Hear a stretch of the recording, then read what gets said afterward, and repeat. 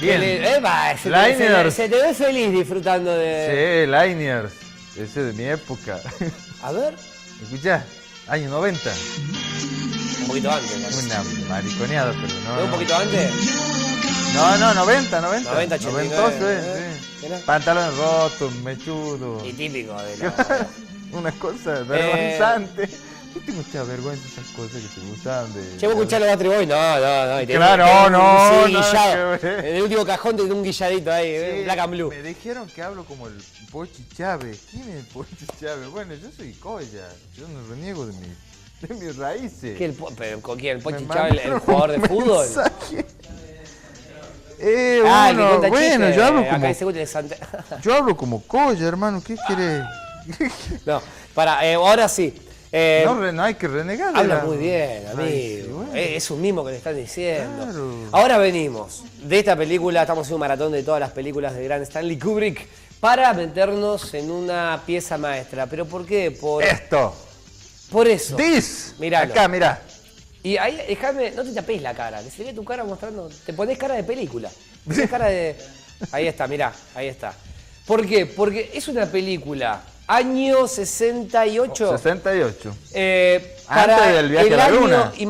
Bueno. Dato no menor. Bueno, ¿por qué no es menor el dato? Porque tanto se habla, incluso, hace 4 días revelaron 8.500 fotos del viaje a la luna para demitificar de alguna manera el montaje que se había realizado justamente en este viaje a la luna, ¿no? Esta competencia entre rusos, norteamericanos y demás.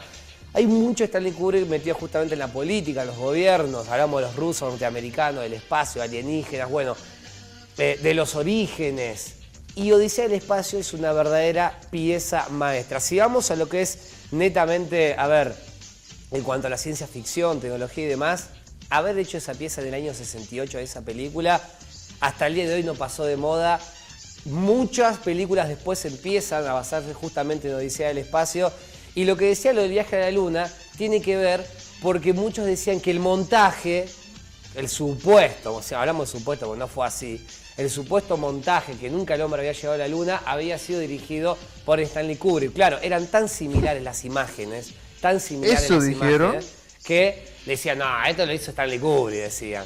Entonces siempre estaba en duda. Si Stanley Kubrick en el 68 lo pudo hacer, esto lo hizo él. A mí no me embromes. Pero estamos hablando de un adelantado. Como Julio Verne cuando sacaba Viaje Submarino, años antes de que aparezca un submarino, este hombre podía predecir lo que iba a pasar más adelante. Y lo iba a mostrar justamente con esta película, que no es solo por eso, sino por los signos, los símbolos, el mensaje que tiene la película, que hay un documental que lo ves en YouTube, una explicación que es exacta. Sí, lo vimos la semana pasada. La semana pasada. Bárbaro. Invirtió 10.5 millones de dólares. Para la época era una fortuna. Bueno, para la época sí, pero igual pensé que más. Sí, yo también pensaba que más. Y recaudó 56.700.000 dólares. Al Stanley cabrón. 10 años antes de Star Wars es esto, sí. ¿No? Acordate. Vamos a compartir este video que realmente... yo lamento que no se puede utilizar tanto material que hay. Pues si es tanto lo que hay, que quedan afuera cosas que después te arrepentís, y lo volvés a hacer de nuevo el video, y lo hice como 20 veces y no me decidía hasta que quedó esto. Yo espero que les sirva. Que es de la película que estamos regalando hoy. Va a servir. Y sobre todo, esta es una película que tenés que ver. Y después la tenés que ver otra vez. Y después la tenés que ver otra vez.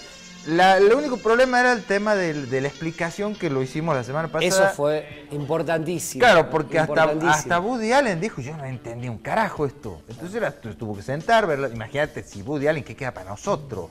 Yo la tuve que ver como 20 veces para entenderla. Yo la tuve que ver 20 veces y tuve que ver el documental, justamente la explicación que vieron el programa pasado, lo vi entero. Y ahí dije, no había entendido nada. No, había entendido un concepto general. Claro. Pero hay tanto contenido. Bueno, el tema del monolito que yo me olvidé de mencionar la semana pasada, sí. de cuando aparece el sol y se ve el monolito, es la aparición del cálculo. Claro. Además es la aparición del cálculo. Y eso es lo que motiva que neuronalmente este mono o estos salvajes que son el eslabón anterior. Puede razonar para saber que el hueso... que saber que lo puede utilizar el hueso como herramienta. Bueno, y después el pasaje. cuando tira el hueso hacia arriba. Sí.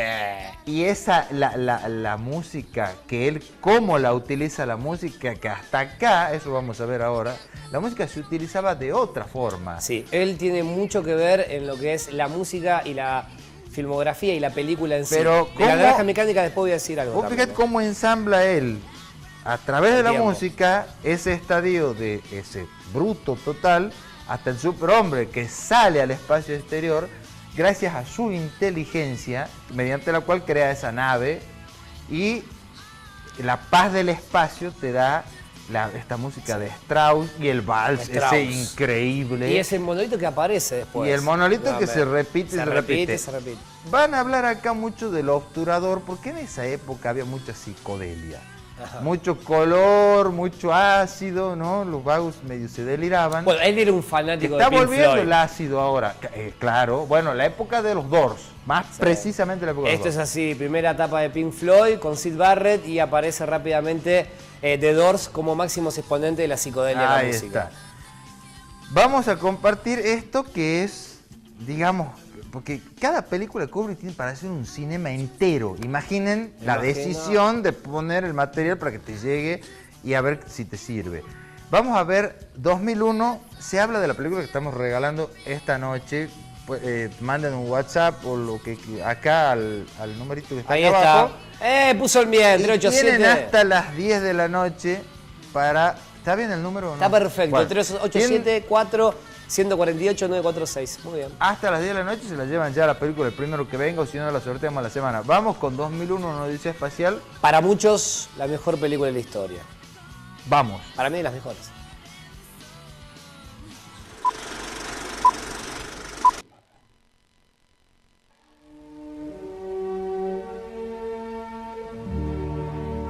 The 9000 series is the most reliable computer ever made.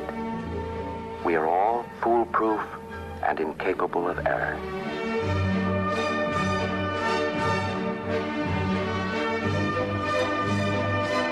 Open the pod bay doors, Hal.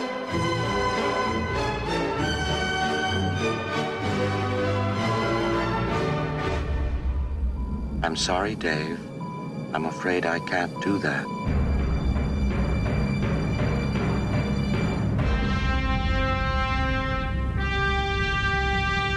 What's the problem? I think you know what the problem is just as well as I do.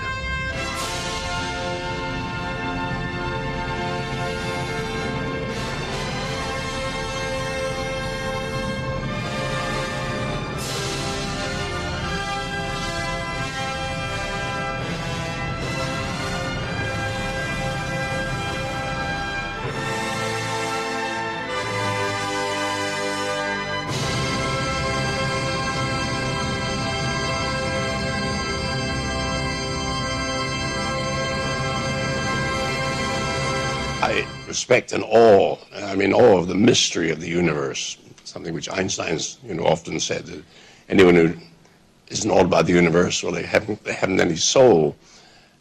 So from my earliest days, the wonder of space and time has intrigued me, and I tried to put some of this feeling into the film.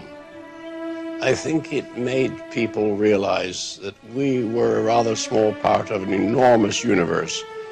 It's hard to realize that when we made that film, we didn't know what the Earth looked like from space, from any real distance. All these things had to be imagined.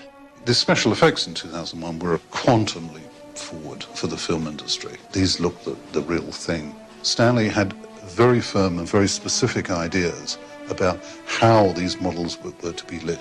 The painstaking attention to detail, the coloration, the dirtying up of the models. I mean, this really hadn't been seen.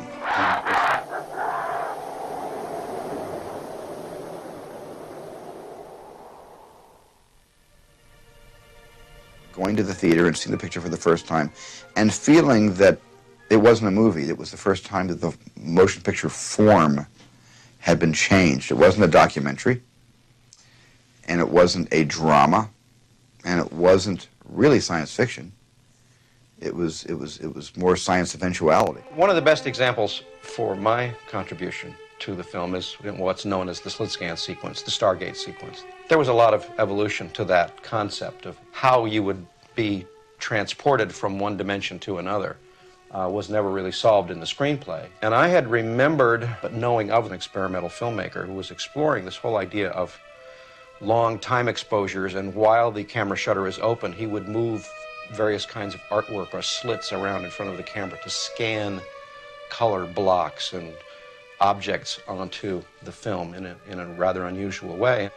And I thought, well, if you took what he was doing, which was kind of flat and two-dimensional, and made it three-dimensional in the z-axis, that you could create this streak exposure. And the streak exposure is like a time exposure of car headlights on the freeway.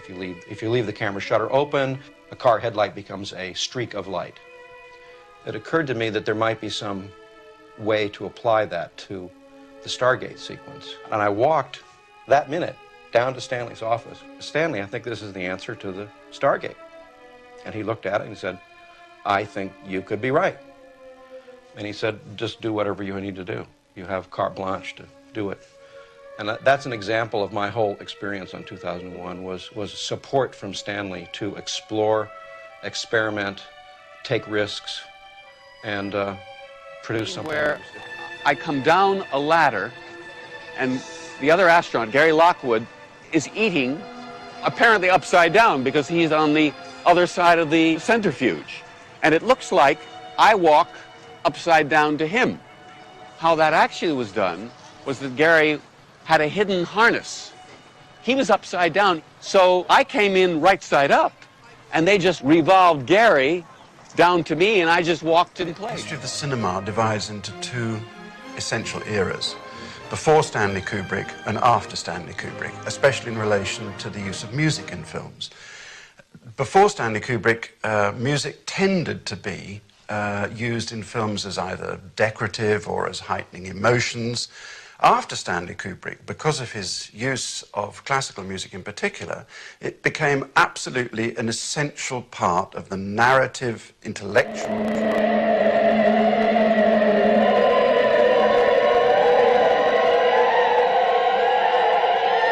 It was for me especially the visual fantasy with the speed, with the color and light changes when the spaceship goes down on a moon of the Jupiter, yeah? And then the speed is more and more and more, and it was very clear that Dr. Einstein pretended that the light velocity is the highest, you cannot go beyond, but in this film it was suggested as if it would be beyond the speed of light, and then we enter in another world. I never know whether the images arose out of the music or the music arose out of the images. But perhaps the true thing to say is that they became, in his imagination clearly, and so have become in ours, totally inseparable.